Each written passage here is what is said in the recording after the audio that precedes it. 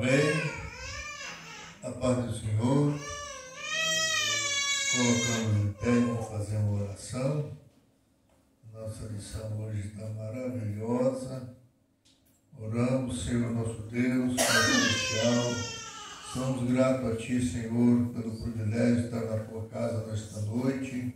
Para junto a Ti, Senhor, aprendermos a Tua palavra. Abençoa, Senhor, os Teus filhos a Ti chegado, outros que vêm a caminho, também que sejam guardados. Pedimos que abençoe também a vida de José, ser com ele.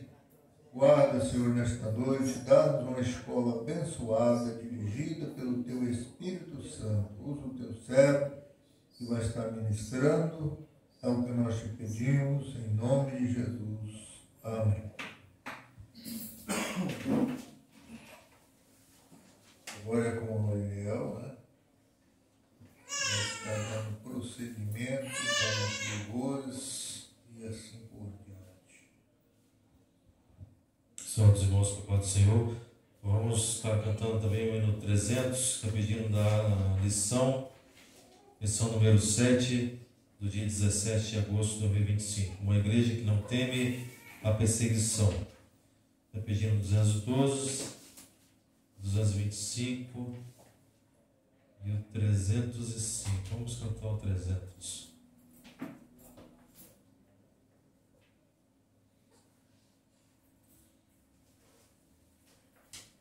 Nossa esperança é sua vida.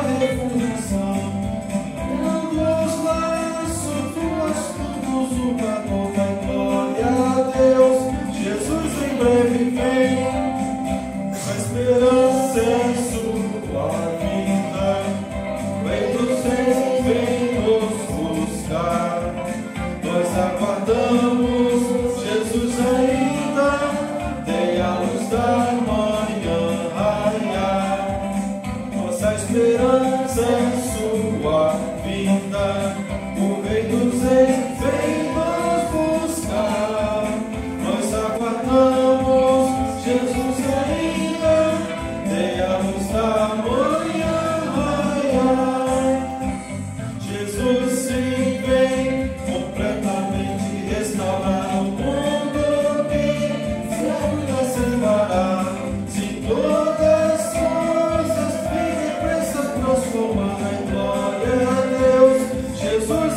breve vem, nossa esperança é sua vinda.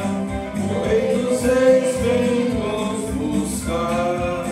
Nós aguardamos Jesus ainda, dê a luz da manhã raiar. Nossa esperança é sua vinda. O Rei dos Reis vem nos buscar. Nós aguardamos Jesus ainda, dê a luz da manhã raiar. Jesus sim vem, ó sempre eterna adoração daremos nós ao Rei de coração, ao grande autor da nossa eterna salvação. Dai glória a Deus, Jesus em breve vem, nossa esperança é sua vinda. O Rei dos Reis vem nos buscar.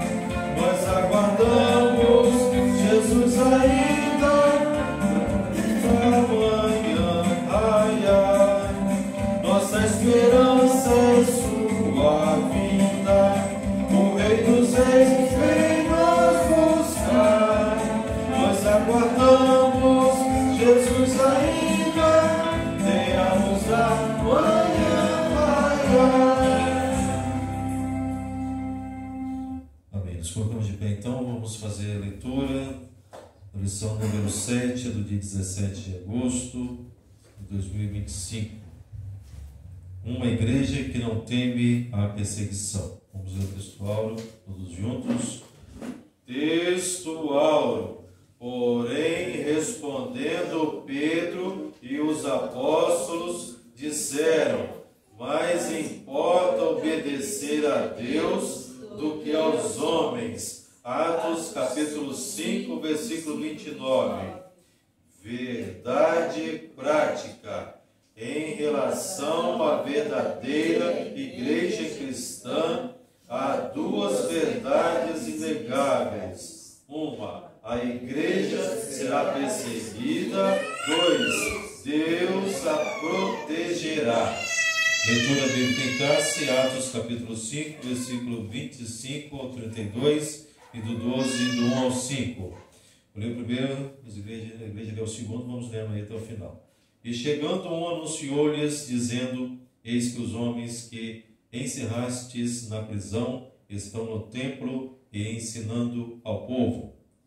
Então foi o capitão com os servidores e os trouxe, não com violência, porque temiam ser apedrejados pelo povo. E trazendo-os, os apresentaram ao conselho, e ao sumo sacerdote os interrogou, dizendo: não vos admoestamos nós expressamente que não ensinasseis nesse nome? E eis que encheis Jerusalém dessa vossa doutrina, e quereis lançar sobre nós o sangue desse homem. Porém, respondendo Pedro e os apóstolos, disseram: mais importa obedecer a Deus do que aos homens.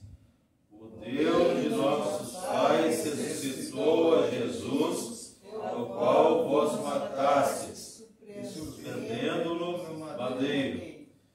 Deus, com a sua destra, o elevou a príncipe e salvador para dar a Israel arrependimento e remissão dos pecados. E nós somos testemunhas acerca dessas palavras, nós e também o Espírito Santo que Deus deu àqueles que lhe obedecem. Porque mesmo o tempo o rei Herodes estendeu as mãos sobre alguns da igreja para os maltratar. E matou a espada Tiago, irmão de João.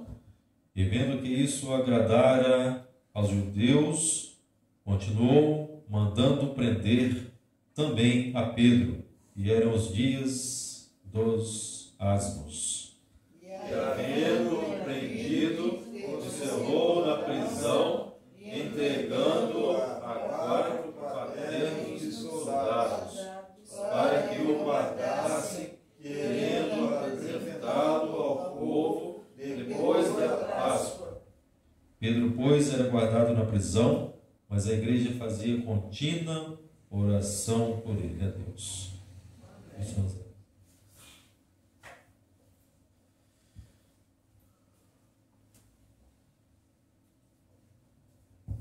Meus amados irmãos, a paz do Senhor Jesus. Amém. Graças a Deus, mais uma noite, estamos na casa do Senhor para juntos aprendermos com a palavra do Senhor, né?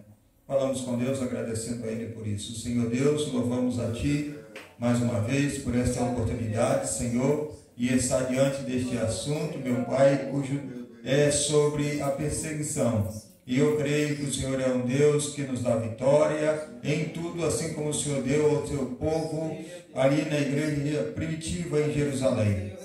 Pai Santo, sei que o Senhor vai continuar conosco, nos dando vitória em tudo, meu Pai. Abençoe a tua igreja, aqueles que não puderam ainda vir, mas o Senhor sabe todas as coisas. Estão nas tuas mãos de vitória em nome de Jesus. Amém. Podeis tomar os assentos. Graças a Deus, estamos então diante de mais uma lição, a lição número 7, que tem esse tema, uma igreja que não teme a perseguição. Temor ao Senhor, nós aprendemos que é ter reverência, né? É ser obediente. Tudo está ligado ao temor ao Senhor. O temor ao Senhor é o princípio da sabedoria, né? E agora, é o respeito, isso que me faltou, respeito, né? E agora nós estamos vendo sobre o temer, né? Temer a perseguição. A igreja de Jerusalém, ela não temia a perseguição. Aqui, no sentido de ter medo, não tinha medo da perseguição. A igreja de Jerusalém. Lembramos que isto é depois do real encontro, ou seja, da descida do Espírito Santo, em que eles foram revestidos, capacitados, preparados para a obra, né? Diante de tudo que o Senhor Jesus já tinha ensinado aos seus discípulos, agora eles estavam capacitados, preparados para qualquer situação, né? Para qualquer situação. E isso nós vamos ver, né? Em meio à perseguição, nós lemos aqui, né? Que eles chegaram a ser presos, mas não temeram, né? Morreram na prisão, mas não teve medo, né? Continuaram. Vamos ver isso através do nosso comentário, vai falar de forma geral a nossa introdução. Ela diz assim: desde o seu início, a igreja enfrenta oposição e perseguição. Por sua própria natureza, a fé cristã atrai sobre si a rejeição e a perseguição. Isso porque a fé cristã, por defender princípios exclusivos, muitas vezes se choca com os valores seculares e mundanos. Foi assim no primeiro século e é assim ainda hoje. Contudo, devemos destacar que a igreja não está sozinha nem abandonada no mundo. Deus é o seu dono e, portanto, o seu protetor. Vemos ao longo da história da igreja o Senhor agindo de diferentes formas para dar livramento e vitória a seu povo. Assim, nesta lição, veremos como Deus faz isso, capacitando e empoderando o seu povo para viver no meio de um mundo hostil. Muito bem. Vemos aqui então que perseguição faz parte da igreja. O próprio Senhor Jesus ensinou muito isso, falou que por causa do meu nome vós sereis perseguidos, serão injuriados, vão mentir, vão dizer um mal contra vós, né? Jesus disse isso tudo. Até na conversão de Paulo, nós vemos o que o Senhor Jesus disse para o profeta: vai, porque ele é para mim um vaso escolhido, e eu vou ensinar ele o quanto que é padecer pelo meu nome. Não é? Agora que é fácil, irmão? Não é fácil, não. Quem é que quer ficar padecendo? Quem é que quer ficar sendo perseguido? Ninguém quer. Né? Ninguém quer. Mas quando a gente tem o Espírito Santo ele nos consola e nos conforta. E sabe que vale a pena, é por um tempo, e daqui a pouquinho isso vai acabar. Então nós temos o Espírito Santo que está sempre nos orientando e nos ajudando nisso daí. E é por isso que nós não desistimos, não paramos e vamos continuar em nome do Senhor Jesus. Amém? Então, tanto é que nós somos perseguidos porque nós somos contrários ao mundo. Né? Mundo, falando de sistema, né, mundano. Nós somos contrários ao sistema mundano. E isso causa revolta neles. Né? Por quê? É fácil. Né? Vamos lá que a gente tem uns amigos, né? Amigos não, companheiros não, colegas de trabalho, vamos dizer, colegas de trabalho. Né? E eles têm uns costumes mundanos. E eles começam, mas rapaz, por que você não vai? Por quê? Não tem nada a ver, rapaz. Você fica colocando isso daí na cabeça. Nada. Isso daqui é esportivo, é só para poder se alegrar. Você não tem alegria, você não faz isso. Aí eles começam a te causar uma agonia mesmo, porque de tanto eles ficarem te pressionando, rapaz. Perseguição está aí, né? É uma perseguição de um lado e de outro. O inimigo usando as pessoas, perseguindo. E o que Jesus disse? Que aquele que se constitui amigo do mundo, se constitui inimigo de Deus. Amigo de Deus, inimigo do mundo. Não tem como servir a dois senhores. Não tem. Não é? Então, nós sabemos que isso tudo nós vamos passar. E quem é que nos ajuda a vencer isso? É somente Deus, com a ajuda do Espírito Santo que nós temos para conosco, para nos ajudar. Então a igreja, ela sempre viveu perseguição. E não é hoje que vai parar a perseguição. Tá? Não é hoje. Não vai parar. Só vai parar quando chegar no céu. Aí pronto. Não tem mais perseguição. Certo? A igreja perseguida, os perseguidores. Vamos ver. Os irmãos vão ver que foi tão forte a perseguição naquele tempo da igreja primitiva, foi tão forte a perseguição, né, que os irmãos não vão encontrar na Bíblia nenhum dos apóstolos do Senhor Jesus, os 12 apóstolos, nós não vamos encontrar nenhum deles que morreu de morte natural, na idade já avançada e pronto, e descansou. Não. Todos eles foram mortos. E de forma cruel ainda. Né? Não tem nenhum deles. Né? O único que deixou de fazer parte do grupo suicidou ainda. Né? Mas não tem nenhum deles que morreu. Estou dizendo dos 12 apóstolos. Tá? Não vou falar de Moisés, que na sua velhice, não vou falar dos outros homens. Eu estou falando depois que nasceu a igreja, depois da igreja primitiva, nós vamos ver os apóstolos que sofreram, padeceram. Paulo, quanto sofrimento do apóstolo Paulo, né? Quanto sofrimento. Mas vamos ver aqui, vai narrar um pouquinho essa história, o fato que aconteceu também com Pedro. Vamos ver a igreja perseguida, os perseguidores. Pode começar a ler. Temos duas que gostam de ler hoje. Né? Quer começar com quem? Na Bíblia vemos que as autoridades religiosas da época dos apóstolos começaram a se opor à igreja. Atos 5 menciona 3 grupos: os sacerdotes, os saduceus e os capitães do templo. Os saduceus eram um grupo muito influente com grande poder político e religiosos. Eles tinham o apoio dos sacerdotes e dos anciões, e dentro dessa classe religiosa eram os mais poderosos. Esse grupo já havia tentado atrapalhar o ministério de Jesus várias vezes, criando dificuldades, sempre Os anciões eram líderes judaicos influentes, representando tanto aspectos religiosos quanto políticos, mas sem exercer funções sacerdotais no templo.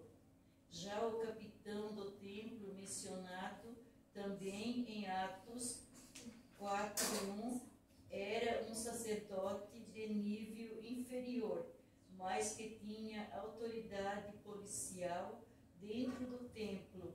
Esses grupos, cada um com sua influência, viram a igreja como uma ameaça e fizeram de tudo para impedir a pregação do Evangelho.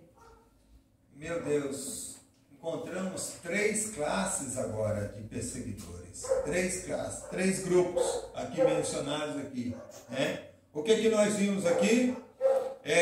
Na nossa leitura bíblica em classe,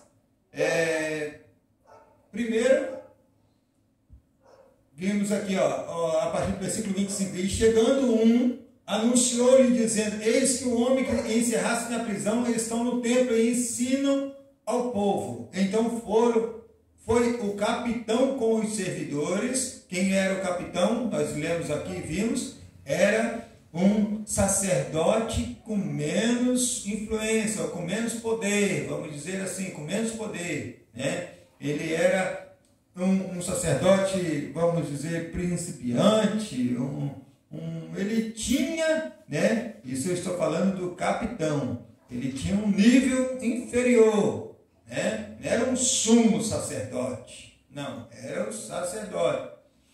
Bem, esse capitão então, eles temiam ser apedrejados pelo povo. Aí eles não entraram já quebrando tudo, já mandando prender. Por quê? Porque tinham medo do povo também, né? E o que aconteceu aqui? Nós vemos que foi nessa época que Pedro se pôs a mostrar para eles que ele não tinha medo. Ele disse, importa obedecer a Deus do que aos homens, né? Importa obedecer a Deus. Que nós estamos vendo aqui então, né? Que essa perseguição, né? Que tem esses 3 grupos que nós mencionamos. O capitão, tem os saduceus, né? Os saduceus que tinham poder político e religioso, né? Apoiado pelos anciãos. Eles tinham então uma certa influência muito grande dos saduceus. Era um grupo que influenciava na igreja. E nós vemos aqui o outro grupo que nós lemos, que era os anciãos, que eram líderes judaicos influentes, representando tanto o aspecto religioso quanto político. Então, os anciãos tinham a parceria dos saduceus, né? Eles apoiavam os saduceus. E vimos aqui os capitães, o capitão que era então a autoridade política dentro do templo, né? Líder político dentro do templo. Então são 3 grupos aí de pessoas que influenciavam e faziam de tudo para impedir a pregação do Evangelho. Esfera da perseguição. Pode ler. A perseguição dos judeus aos cristãos se dava em 2 esferas. A religiosa, por verem a mensagem de Cristo como ameaça, e a política. Os romanos procuravam aumentar o capital político com os judeus. Na esfera religiosa, Lucas registra que os religiosos judeus prenderam os apóstolos. À medida que os cristãos testemunhavam da sua fé com poder, ganhavam mais e mais admiração popular. Muitos já haviam aceitado a fé. Esse número continuava continuava crescendo.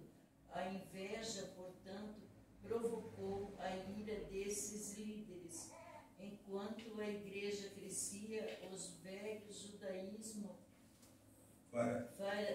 farisaico regredia. Isso falamos na esfera religiosa, né? Olha só, fazendo um ponto, já que a senhora deu uma paradinha, para os irmãos verem, né?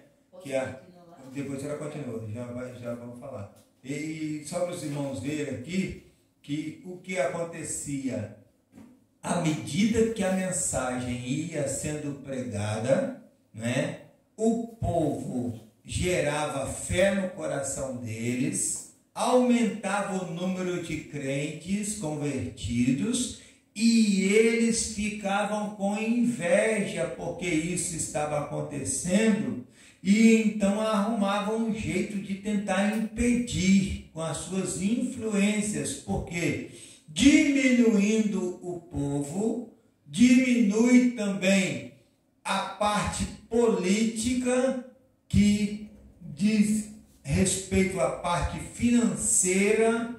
O povo deixava de contribuir e com isso eles iam ficando sem recurso, porque eles aproveitavam, né? Eles estavam sugando também, né? Aquele povo através daquilo tudo que eles cobravam, né? Daquilo que o povo levava para eles. Então eles, vendo que deixou de ter pessoas, deixou de ter ganho, né? E isso preocupava e invejava também eles, a outra parte crescendo. Na esfera política, vai falar agora. Em Atos 12, 1, 5, vemos que a perseguição se dá na esfera estatal e é de natureza masculina na esfera pública. Ali o rei Herodes, um dos governantes que representava o Império Romano na Judéia, mandou executar Tiago e prender o apóstolo Pedro, sabendo que Pedro era um líder de destaque entre os apóstolos. Queria, com isso, aumentar o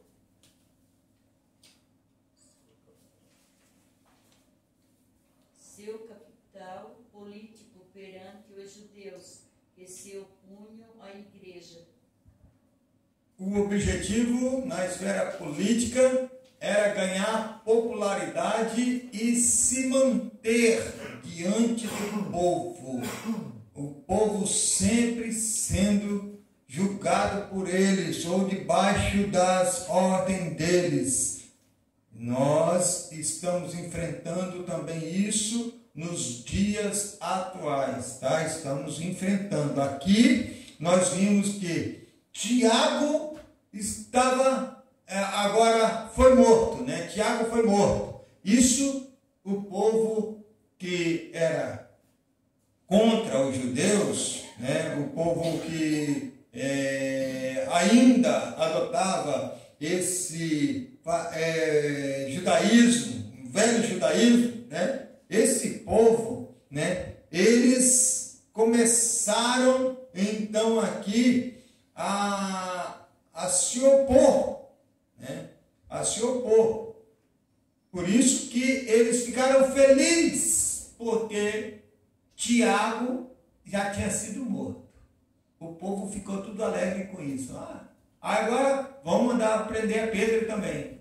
Porque quem é Pedro? Pedro é o pastor da igreja, né? É um dos destacados entre os discípulos. Então vamos mandar prender ele. Prende ele, guarda ele e deixa ele preparado para depois da Páscoa. Agora não é momento, mas depois da Páscoa a gente executa ele também, né? Essa era a intenção. Mas nós vamos ver que Deus, ele é o protetor do seu povo e ele continua protegendo até os dias de hoje. Vamos ver, a igreja enfrentará a oposição.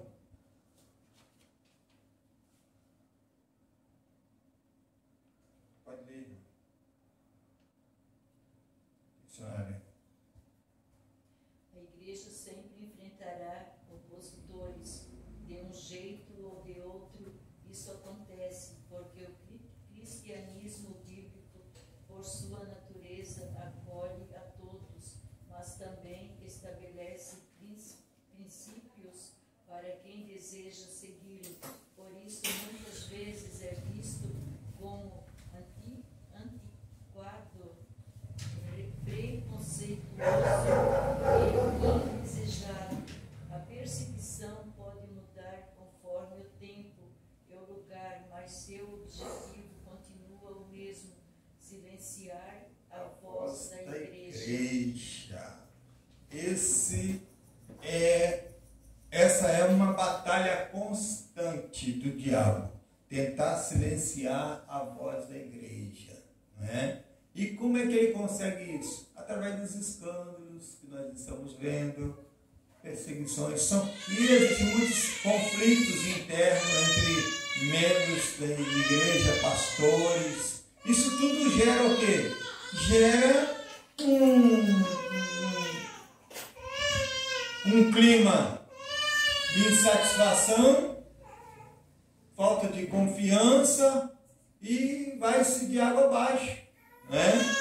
Isso tudo fica uma situação bem complicada. E como nós somos taxados, nós que mantemos os princípios, somos taxados de inadequados, né?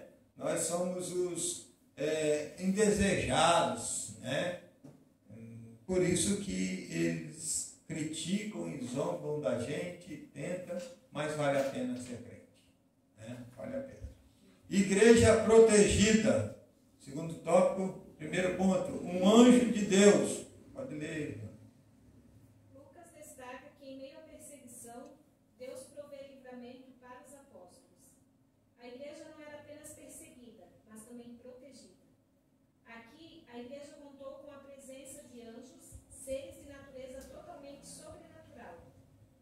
Não é incomum a presença de anjos no livro de Atos. Eles estiveram presentes na libertação de Pedro da prisão, com Filipe em sua missão evangelística, em missão na casa do centurião romano, Cornélio, e com o apóstolo Paulo em alto mar. A Bíblia diz que eles estão a serviço daqueles que vão herdar a salvação. Os anjos do Senhor, eles estão à disposição do Senhor para nos proteger, né? O anjo do Senhor acampa-se ao redor daqueles que o temem, temer quem? A Deus, e os livra, não é? Os livra. Então, nós vamos ver que os anjos do Senhor, eles não dormem, eles não cansam, eles estão sempre em atividade, porque eles cumprem tarefas, né? Isso são os anjos. E vimos aqui um deles aqui indo até a prisão, né?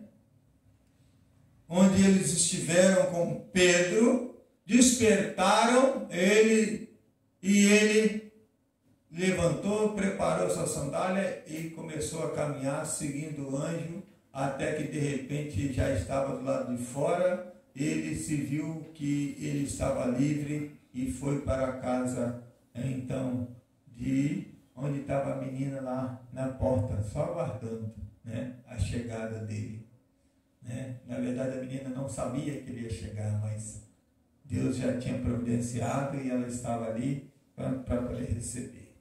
Muito bem, vimos aqui também, né, como foi mencionado aqui, né, além da libertação, né, Filipe, conduzido pelo anjo numa missão evangelística, chega ali, né, para aquele homem que estava na carruagem, né, e ele faz ali uma obra evangelística no deserto, né, uma situação bem diferente de todas, né, mas ele aparece, de repente faz uma obra, o anjo do Senhor, né? vimos aqui no caso também do centurião Cornélio, vimos aqui de Paulo lá em alto mar, né? Onde eles todos acharam que eles iam morrer, não tem jeito e tal, né? Mas vimos aqui que a Bíblia diz que eles estão a serviço daqueles que vão herdar a salvação. A intercessão da igreja. Atos 12:5 diz que a igreja fazia contínua oração por Pedro. O mesmo texto explica que mostra um anjo no cenário da libertação de Pedro, também revela a igreja como um agente ativo nessa libertação. O mesmo texto bíblico que mostra um anjo no cenário da libertação de Pedro, também revela a igreja como um agente ativo nessa libertação. Não teria sentido Lucas destacar o papel da igreja intercedendo por Pedro se isso não tivesse nenhuma relevância. É evidente que Deus é soberano e age como quer e quando quer. A morte de Tiago, irmão de João, é mencionada anteriormente e não temos uma explicação no texto bíblico do porquê Tiago não foi libertado. Contudo, esse evento certamente causou um impacto na igreja, levando-a a orar ainda mais fervorosamente por Pedro. Deus respondeu a oração da igreja e libertou Pedro. Olha só, meus amados irmãos, se Deus libertou, aí deve ter um questionamento de muitos cristãos, né? Se Deus libertou a Pedro, por que não libertou Tiago também da prisão? Não, as coisas de Deus a gente não precisa ter muita explicação, né? Tem que entender, aceitar, né? E a gente para e a gente fica questionando, mas por que Deus? Por que Deus fez isso? Mas por quê? Né? É melhor, Senhor, tu sabes todas as coisas, tu conheces todas as coisas, tu sabes o tempo, tu sabes a hora, tu sabes o que deve fazer, né? É reconhecimento e apresentando sempre nossas vidas diante de Deus, conforme a sua vontade. Faça de nós, Senhor, a sua vontade. Se Deus quis assim, amém. Então, ali foi uma permissão de Deus, Deus permitiu que fosse tirado a vida de Tiago. Por quê? Porque Deus não tem prazer na morte do ímpio, mas na morte do justo Deus tem. Então era um justo. Então Deus, para ele, ei, só sobe aqui, fica aqui comigo já de uma vez. Né? Deixa Pedro aí. Aí Pedro, não Pedro, ainda não é o seu tempo, fica mais um tempo, anjo, vai lá, liberta ele, tira ele da prisão. Por quê? Porque tem uma igreja orando. A igreja, ela se despertou a orar mais depois que Tiago havia sido morto. Como diz aqui em Atos, né? Após Tiago ter sido morto, né? Pedro também agora estava na prisão e a igreja fazia contínua oração por ele e a Deus. Então, a oração, pode ter certeza, ela nasce sempre em meio às aflições. Quanto mais aflição, mais a gente ora. Se a dificuldade aumentar tanto e você não tiver força para nem orar, né? Vai chegar uma hora que você vai dizer, não tem jeito, eu tenho que correr para a oração. Deus tem misericórdia de mim. Me ajuda. Não tem jeito. Então, tudo a gente chega na oração porque é uma necessidade do cristão. Tá? Então, vimos aqui que através da oração vem os resultados. E qual foi o resultado que aconteceu? Pedro livre da prisão. Né? Valeu a oração da igreja. Né? Pode continuar.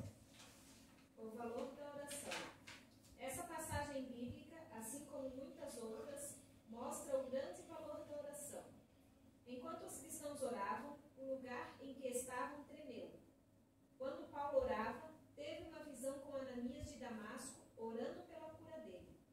Enquanto Cornélio orava, um anjo se apresentou a ele, e os apóstolos oravam para que os cristãos fossem batizados no Espírito Santo. Não podemos subestimar o poder da oração.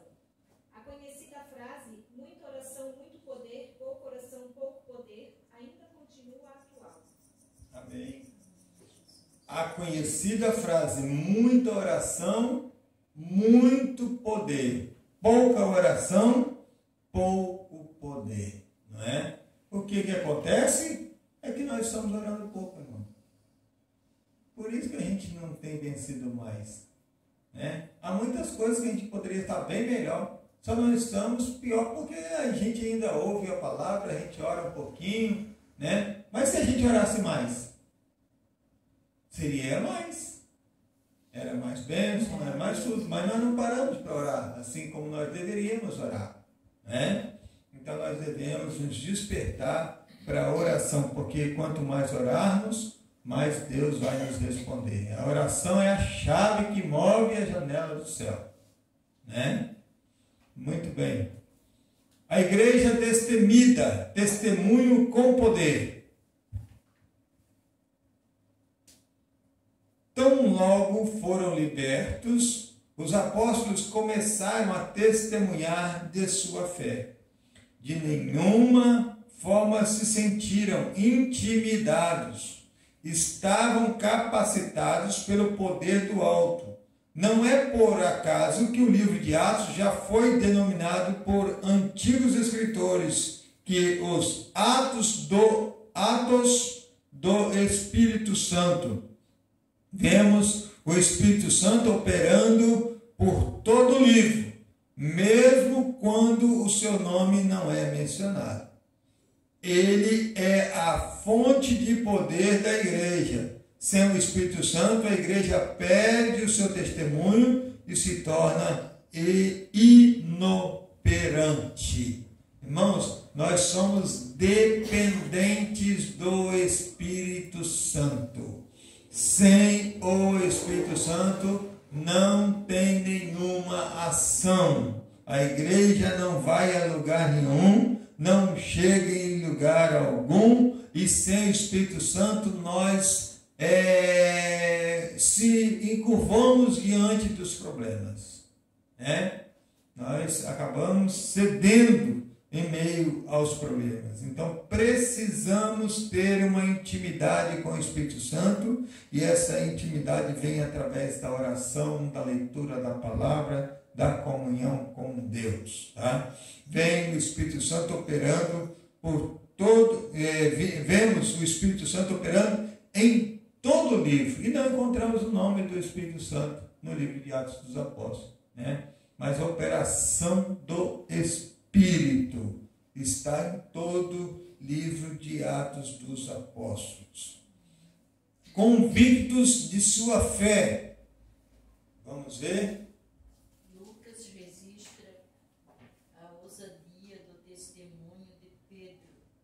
Nesse texto temos uma clara defesa dos valores cristãos.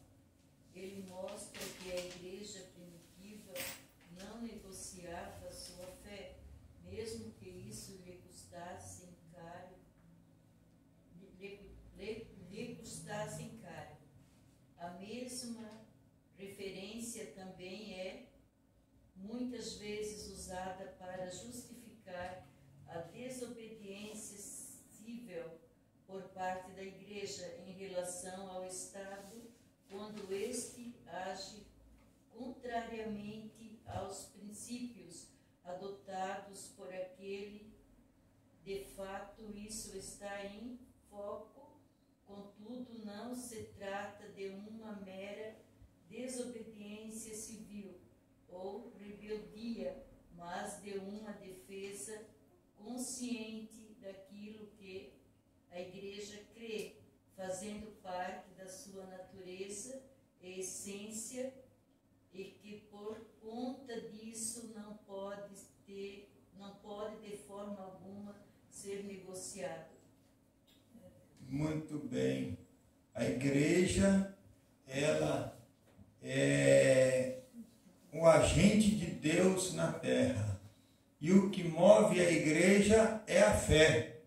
Sem fé, a fé em ação, né? A fé sem ação não é nada, né? Depende da ação que temos. E nós vimos aqui que nós temos que ter convicção. A igreja que é convicta daquilo que ela crê, ela não para, ela não olha para um lado, não olha para o outro, ela mantém-se na sua posição, porque é a fé que movimenta ela, né? Vimos aqui que também é muitas vezes usada para justificar a desobediência civil por parte da igreja em relação ao Estado, quando ela age contrariamente aos princípios adotados por aquela. Ó, vimos aqui, a igreja, ela não é aquela subordinada, o dono da igreja é Deus, né? A igreja, ela é orientada e ela sabe muito bem que toda autoridade é constituída por Deus. É Deus quem permite. Toda autoridade constituída por Deus. Mas se uma autoridade tomar uma decisão contrária aos princípios ou à palavra de Deus, a igreja não é obrigada a obedecer. A igreja obedece a Cristo, a igreja tem a sua posição. Mas as leis que eles estabelecem, por exemplo, a igreja, depois das 10 horas, hora do silêncio, não pode ter barulho, a igreja tem que cumprir. Entendeu? Porque a igreja está sujeita a essas leis, né? E temos que cumprir, baseado na palavra de Deus, né? Então, isto não vai atrapalhar a nossa fé. Isso não. A nossa fé, nós somos convictos que o Senhor, Ele veio, morreu na cruz do Calvário, enviou o Espírito Santo, nós recebemos o Espírito Santo, cremos no batismo nas águas, batismo do Espírito Santo. Então, a nossa fé está firmada em tudo isso daí, certo? Porém, nós não podemos ser corrompidos com as vontades e as leis humanas que são construídas hoje pelos homens que não são orientados por Deus, né? Por isso nós devemos ter bastante cuidado, mas a certeza daquilo que nós cremos, daquilo que estamos fazendo, né? E de saber que é Deus que está presente e nós não negociamos isso, a nossa fé. Amém? Deus abençoe. A conclusão, pastor Carlos.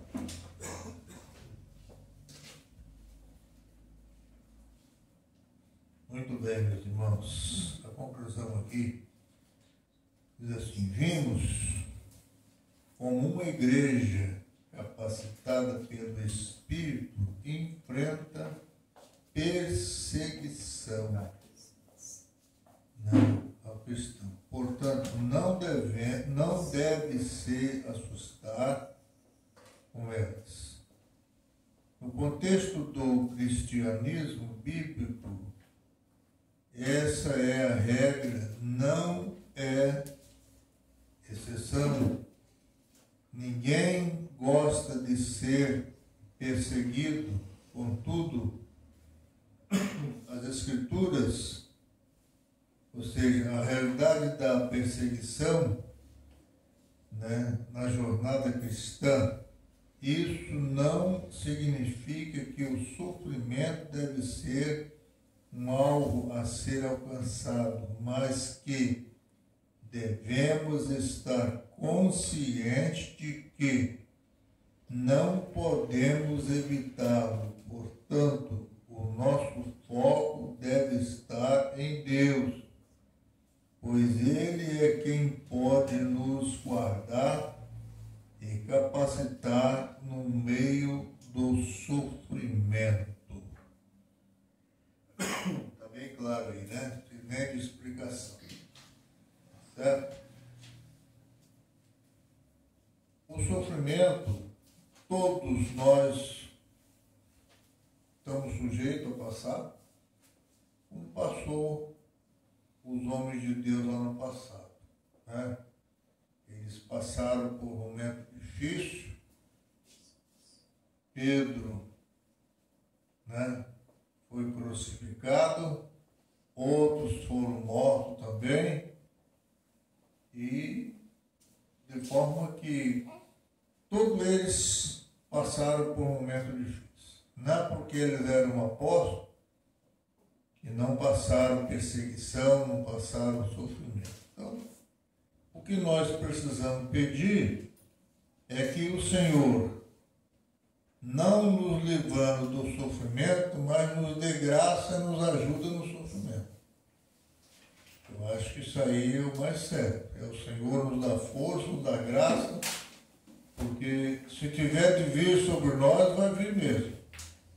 Mas o Senhor vai nos dar graça e nós vamos vencer tudo e cantar o hino da vitória. Amém, irmãos? Então nós vamos já passar para o Eliel fazer o encerramento aqui. Né? E os irmãos meditam nessa lição. Entendeu? Ela é muito boa mesmo. A de domingo que vem, tá? Nós vamos estar estudando aqui. É uma lição muito boa também. Lição número 8. Uma igreja que enfrenta os seus problemas. Né? É no dia 24, a lição número 8. A igreja que enfrenta os seus problemas. Se ela enfrenta, porque vem o problema sobre a igreja. Né? O negócio é nós pedir a graça ao Senhor para que nós possamos vencer todas as lutas, todos os obstáculos. Vamos passar para o Eliel fazer encerramento aqui.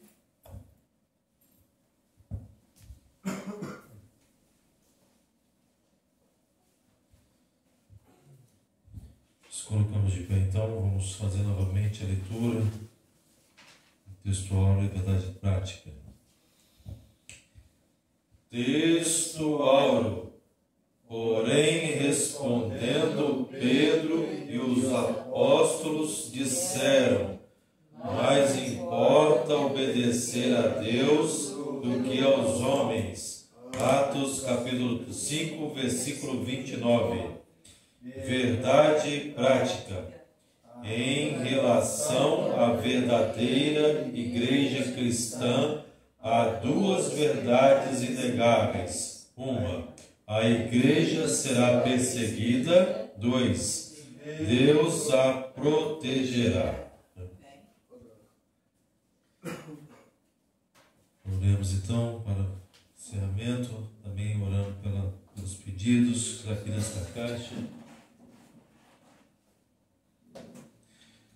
Senhor nosso Deus e nosso Pai Celestial, graças te damos, Senhor, por esses momentos passados aqui na Tua casa, estudando, Senhor, a Tua palavra, o Teu Evangelho, o Senhor nos deixou. Deus Todo-Poderoso, continue, ó Deus, abençoando a Tua igreja, dando força, Senhor, para superar as barreiras, as dificuldades, os problemas, porque sabemos, ó Deus, que dependemos de Ti, sem Ti nada somos. Clamamos a Ti pela Tua infinita bondade e misericórdia. Deus Todo-Poderoso, te pedimos, ó Pai, uma bênção toda especial para os seus pedidos e orações. Aqui está esta caixa.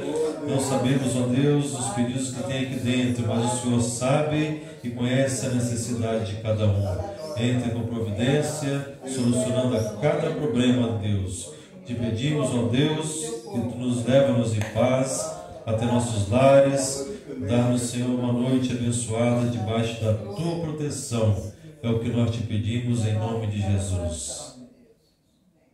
O grande amor de Deus, a graça do Senhor Jesus Cristo e a comunhão do Espírito Santo seja com todos nós, não só hoje, mas seja para todos sempre, todos digam amém. Se Deus é por nós, operando Deus, ninguém impedirá. Vamos em paz, Deus abençoe a todos. Muito obrigado.